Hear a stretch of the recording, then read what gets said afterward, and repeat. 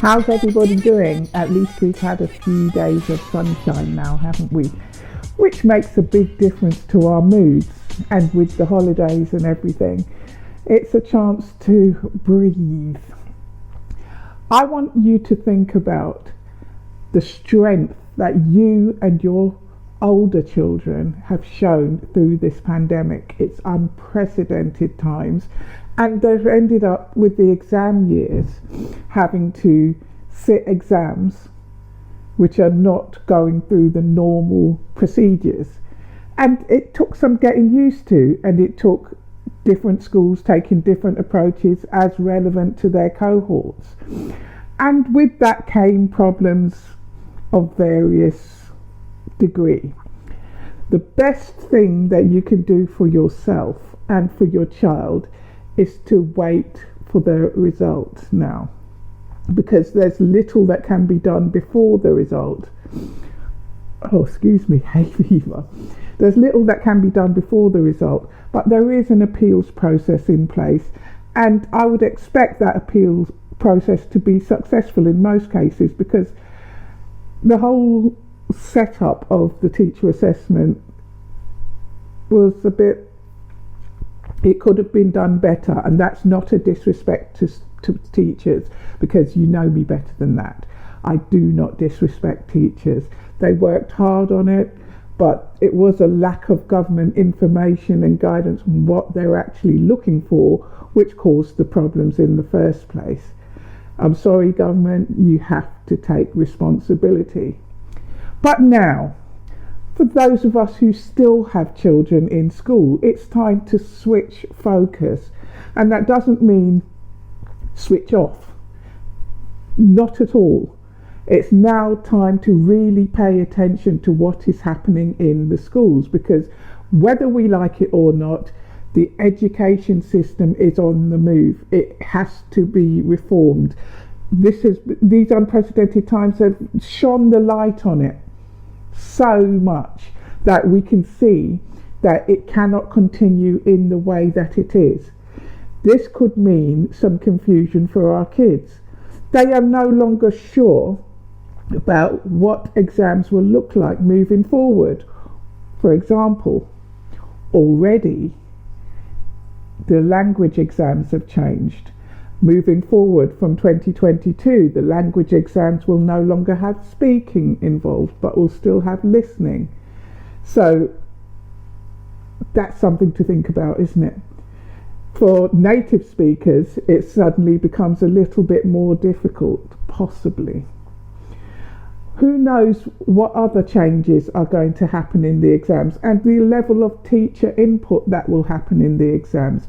We need to keep our attention squarely on what is happening, no longer waiting for parents' evenings to question things. It's quite fine to ask questions throughout the year. I don't know a teacher who doesn't like questions being asked. In actual fact, they love parental input. Yes, they do. So if you're asking questions and they're giving you answers, then we're able to actually track what's happening through the year and get support where it is needed. If you need support at any time, you know you can contact me at jgeducate.com. This show is available every Wednesday at 8 o'clock p.m. Between 7:30 and 8 it goes live. And you'll be able to ask any questions that you like and get free, no obligation consultation. That consultation will help you to understand what the steps are to ensure that you get what you need out of the system, if you decide to go into the system. If you decide not to, or if you decide to withdraw, that's another conversation to be had, and as usual, I'm happy to have that conversation with you. Same place, jgeducate.com, where I will guide you through the homeschool process. What is important, and I hope that you get this really, really clearly, is you do have a choice. You don't have to wait and hope for the best outcome. Whilst you're using the education system as it stands, there is little flexibility in what is taught. There is little flexibility in how it's taught. So there's little flexibility in what you can get out of it. You have to be motivated to make sure that you get the best that there possibly can be, the best outcome. Now, as a parent, it's important that you stay up to date as well. And you can get this from Parents Learning HQ, which is at www.interhomeschool.com. That's www.interhomeschool.com, where you can stay up to date. You can understand what is happening in schools. You can help your child more than possibly you are now.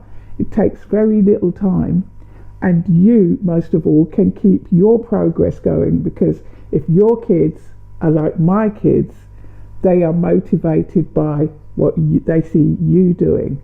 You study alongside them, watch the magic happen. I can quote, let me just quote this one because it's fabulous. I had a woman doing GCSE maths this year alongside her daughter. And yes, I taught them separately, but they were both doing the same exam. And her squeals of joy as she realised that she could do it just as well as her child were fabulous. And her daughter's pride in her mother was fabulous.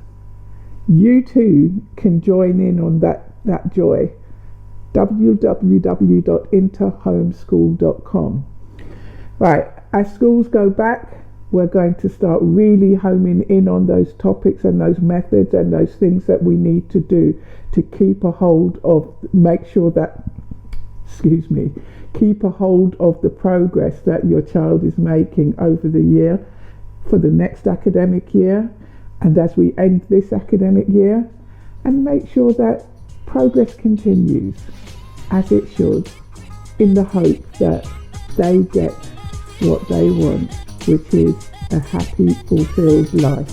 But on that note, have a good one, and I will see you next week.